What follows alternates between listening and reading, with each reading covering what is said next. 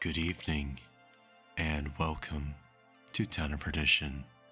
This is Angel's Tale, Chapter 4, A Sleepy Town. A tiny little town, fragile and insignificant compared to the towering mountains and endless woodlands. A mark of humanity's defiance in this new world. A pair of ATVs made their way into the sparsely populated town. The town had everything you could need. A pub, a library, schoolhouse, a town hall, and a few scattered houses and shops. Not much happened here, and the residents were keen for it to stay that way. Perdition was fairly quiet this time of day.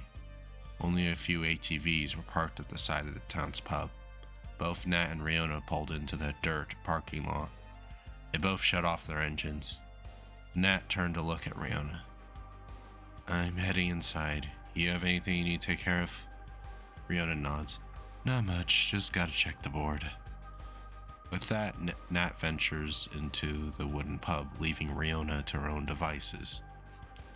Riona passed a small group of Acer PMCs standing outside of one of the town's few storefronts. She didn't recognize any of them, but she still gave them a wave. Most of them wore a standard Reagan plate carrier. Each one of them had an M4 slung over their shoulder or their chest. They didn't pay her much attention besides a few glances in her direction. The bulletin board was weathered. The paint was peeling away, exposing the recycled wood underneath. Many holes and marks adorned the board from the various nails and push pins and whatever else people tried to use to hang up the notices. Most of the notices weren't of any interest to the wayfinder.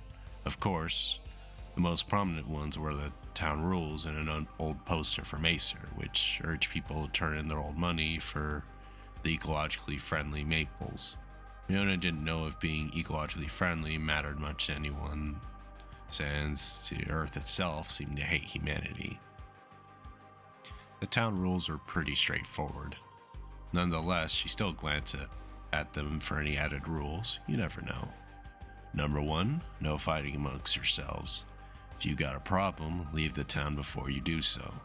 Number 2, guns are to remain stowed and unloaded while you're in town. Number 3, tabs are not to be made in the pub, nor are they to be made in the library.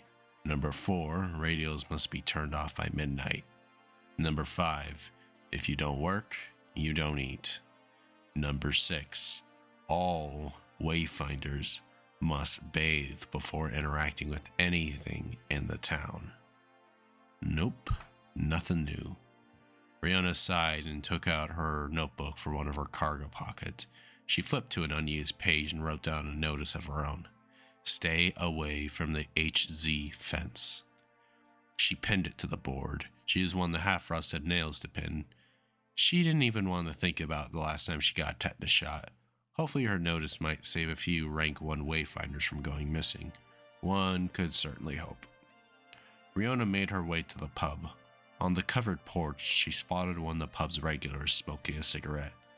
The middle-aged man squinted at her as she made her way past him.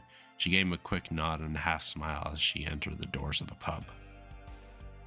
The wayfinder made her way inside, glad to not have cigarette smoke in her face. She looked around at the wooden interior. The pub was filled with a mishmash of different tables and chairs. The bartender gave her a small wave as he saw her enter. Riona returned the wave. She noticed Nat sitting in one of the booths talking with a woman she didn't recognize. Riona squinted as she walked over to the booth. She noticed something strange with the woman. Although she looked normal enough, instead of human ears, she had wolf ears? Another freak of nature, it seemed. She looked younger than Riona by a few years. She had long brown hair, braided in a few places to keep her hair out of the way. Her face was freckled. Her olive green eyes did not glance in Riona's direction. Her vulpine ears twitched as Riona neared them. She could hear her coming, I guess. The other wayfinder finished her conversation and turned to regard her. The woman's eyes widened as she locked with Riona's eyes. Her olive green eyes were filled with surprise and a flicker of curiosity. She blinked a couple times and cleared her throat. regaining her professionalism. You here for the job too? I'm Farron, and you are? Riona glanced at Nat, who had her head buried in paperwork. She turned her attention back to Farron. Riona, nice bow, by the way. She complimented, gesturing to the compound bow on her back. Farron glanced at her own bow and shrugged. Could be nicer, but thanks anyways. Riona nods and sits down in the booth beside Nat, who looks up from her clipboard. We still need more. Farron stood up from the table. I'll see if I can get one more. Shouldn't be too hard. Farron walked off to go find another wayfinder for the job. Riona glances at Nat. A few other questions were coursing through her mind. So what's the ROE for this? Nat raised an eyebrow at the question. Rate of equity? Riona shook her head. Rules of engagement, she corrected Nat. Well, just observe before engaging and whatnot. Riona nodded, understanding. Simple enough. The wolf-eared wayfinder returned with a younger man in tow. He looked younger than the other two wayfinders. He had short, slightly messy black hair. He looked at them with hopeful steel-colored eyes. He wore some worn-looking jeans and some kind of hunting jacket over a simple t-shirt. He had a decent scoped Lee Enfield over his shoulder. Unloaded, of course. He didn't look like much to Riona. The younger man's eyes snuck glances towards Riona's eyes, shifting her gaze away from her when she locked eyes with him. He then glanced at Farron to introduce him to everyone. She gestured to the other two still sitting at the booth. This is Nat and Riona. Nat and Riona, this is Alan. Alan smiled and extended his hand to shake their hands. They both took their turns returning the gesture. Nice to meet you both. Riona smiled in return. It was nice to see someone with a more positive attitude. Or maybe someone more upbeat. Nice to meet you as well, they replied. Nat passed them the necessary forms to fill out. Right, it's time to get down to business. We're going after a bat anomaly. We think it's a Class 3 anomaly. It was responsible for the death of 2 Acer personnel. We don't know where its lair is or its nest, although we do know where its territory is. Nat reaches into her pocket and pulls out a map. She unfolds the map on the table. The 3 wayfinders lean in to get a closer look at the map. Nat points at the map. In this little town here, Winthrop, this is where we think its nest is, although it isn't confirmed. Nat glanced around. Both Farron and Riona listened intently. Alan glanced between the map and the military escort with a hint of worry in his eyes. That's not a lot to go on, Riona remarked. Farron nodded in agreement. If we can't kill it, at the very least, we can pass enough intel to the military about it, Nat replied. We might be out there for a few days, so make sure you have enough supplies for that. We'll stop at the gas station to pick up anything you need. The wayfinders nodded in agreement. Any questions? The table was silent. Nat nodded and stood up from the table. Let's get this done. Nat made her way outside with the wayfinders in tow. They once again passed one of the chain-smoking regulars. They returned to the makeshift parking lot. The group mounted up and turned on their engines. Nat, of course, led the group at the front. They left the sleepy town behind. Another repurposed sign showed them the directions for the Gall gas station and Acer checkpoint and spray-painted letters.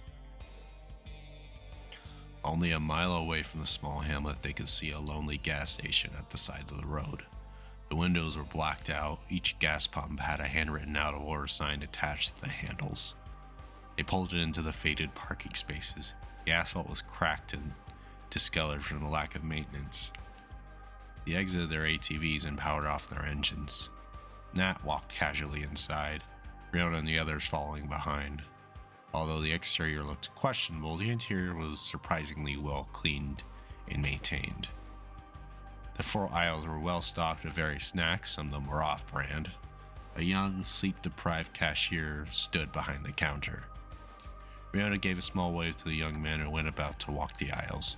She grabbed a large gallon-sized jug of water, a handful of pumpkin bars, an Arnold Palmer, a bottle of Tabasco, and a bag of jerky. She walked up to the counter to pay, waiting behind Alan. The cashier read out his total. Alan pulled out a fistful of maples and handed it to him. The cashier squinted his eyes as he looked at the strange currency. I don't know what this is, he stated in a monotone voice. Alan raised an eyebrow and looked back down at his maples. Sorry? The cashier stared at him blankly. Riona piped up. They don't accept maples here, kid. Here, you'll accept these. Riona handed him a small ring of pop tabs. Alan furrowed his brow as he held the pop tabs. They're worth 25 cents each. Riona reassured him. He nodded and smiled in gratitude. I'm gonna pay you back for those. Riona smirked this and shook her head. Nope.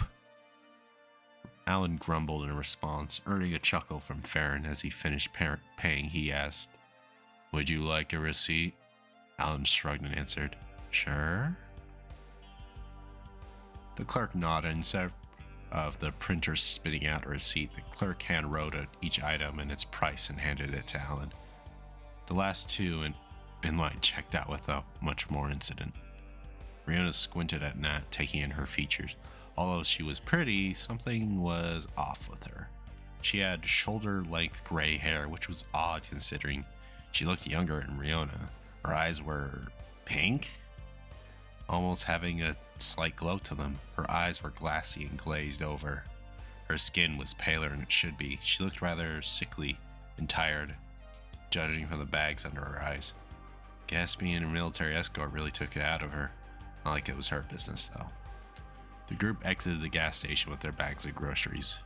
Riona packed away her extra food and mounted up, ready to continue on to the checkpoint.